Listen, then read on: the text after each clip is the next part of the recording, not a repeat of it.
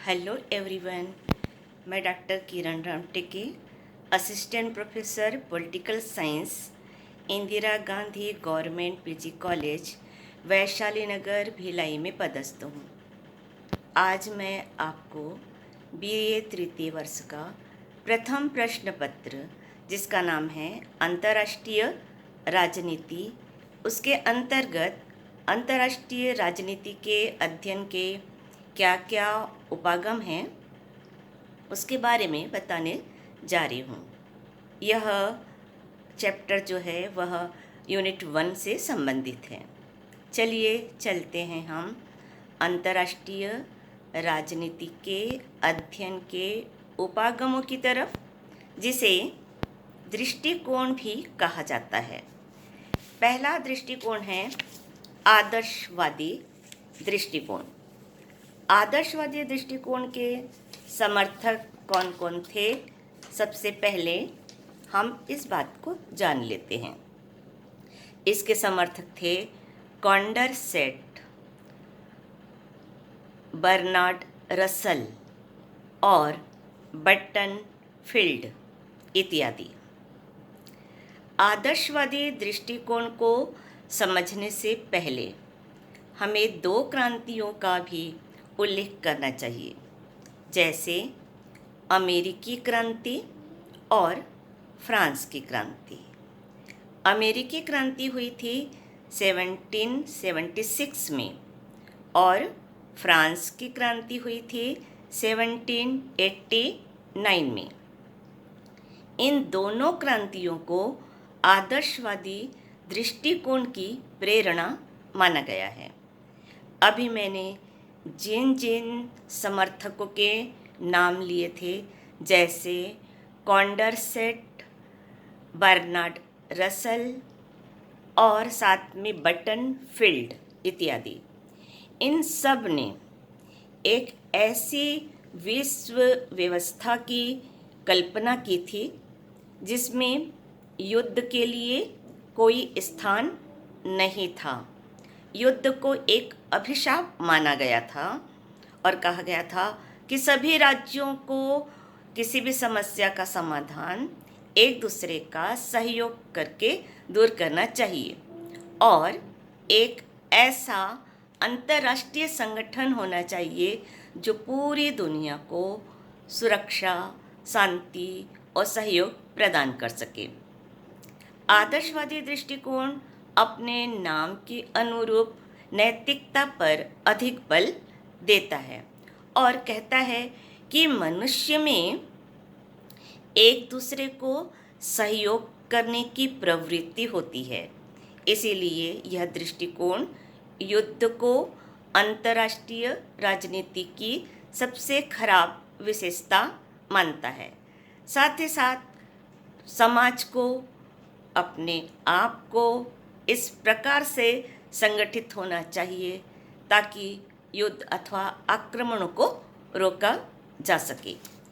इस उपागम की या दृष्टिकोण की आलोचना की गई और कहा गया कि यह जो उपागम है कल्पना पर आधारित है।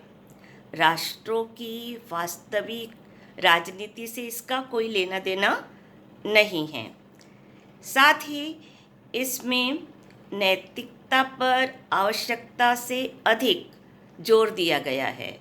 यह सत्य है कि नैतिकता का होना समाज में बहुत आवश्यक है, लेकिन राष्ट्रों के मध्य राष्ट्रीय हितों के संघर्ष में शक्ति और कानून का भी एक महत्वपूर्ण रोल होता है या उसकी भूमिका होती है। जबकि इस आदर्शवादी दृष्टिकोण में शक्ति और कानून की बिल्कुल भी चर्चा नहीं की गई है। शायद इसीलिए इस उपागम को आलोचना का शिकार होना पड़ा। दूसरा है यथार्थवादी दृष्टिकोण। यथार्थवादी दृष्टिकोण भी अंतर्राष्ट्रीय राजनीति के अध्ययन में बड़ी महत्वपूर्ण भूमिका अदा करता है। यह आदर्शवादी दृष्टिकोण के ठीक विपरीत है और वास्तविकता के धरातल पर रहकर कार्य करता है।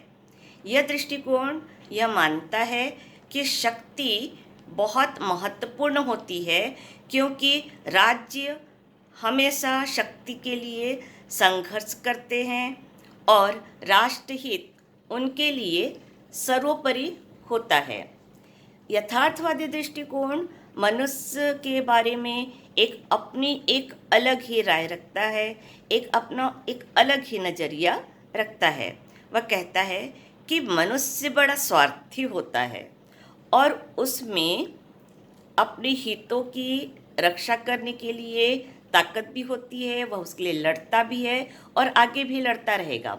उसी प्रकार प्रत्येक राज्य भी या देश भी युद्ध करते हैं और करते रहेंगे। इस बात का समर्थन किया था मैकियावेली, मुसोलिनी, माओ त्से-तुंग इत्यादि ने। इन सब ने शक्ति को बहुत ज़्यादा प्राथमिकता दी थी। शायद इसीलिए 2 विश्व युद्ध हो चुके हैं। कहने का तात्पर्य है कि यह दृष्टिकोण का पूरा ताना बाना शक्ति पर ही आधारित है। तीसरा दृष्टिकोण है व्यवस्था परक उपागम। व्यवस्था उपागम सर्वप्रथम 1920 में जीव विज्ञान में प्रयोग किया गया था और बाद में समस्त समाज विज्ञानों में, जैसे मानव शास्त्र में इसका प्रयोग किया गया, उसके बाद समाज शास्त्र में इसका प्रयोग किया गया और फिर राजनीति शास्त्र में भी इसका प्रयोग किया जाने लगा।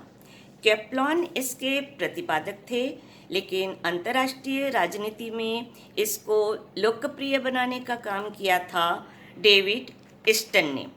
आखिर ये व्यवस्थापरक उपागम क्या है, यह भी जान लेते हैं।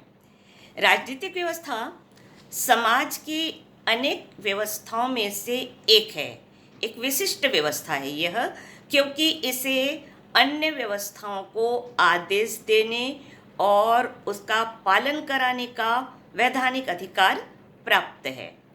केप्लान ने व्यवस्थापरक उपागम के अंतर्गत 6 प्रतिमानों का उल्लेख किया है। जैसे नंबर 1, शक्ति संतुलन व्यवस्था। यह व्यवस्था 18वीं और 19वीं शताब्दी में बहुत प्रचलित थी। इसमें 4-5 बड़ी शक्तियाँ होती है और बाकी अन्य राज्यों का होना इसमें आवश्यक होता है। दूसरा है शिथिल 2 ध्रुवीय व्यवस्था।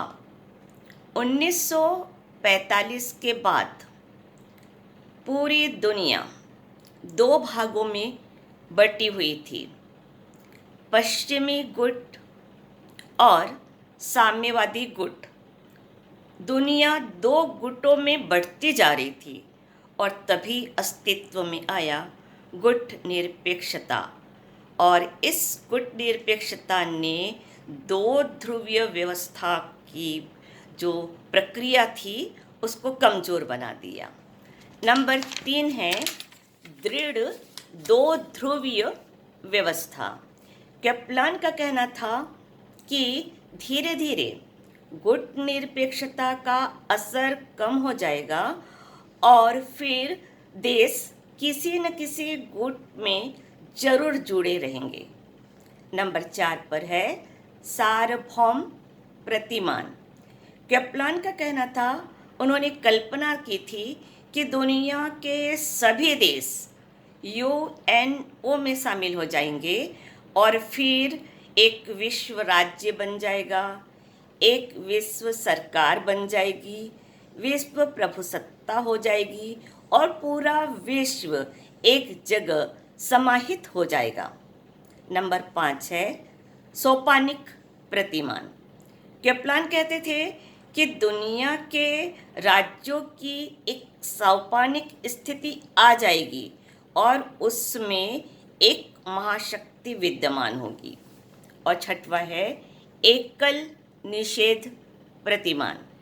केप्लान का आकलन था कि दुनिया एक ध्रुवीय हो जाए और एक महाशक्ति इतनी हावी हो जाए कि वह हर राज्य को इच्छानुसार आगे बढ़ने से रोक सके।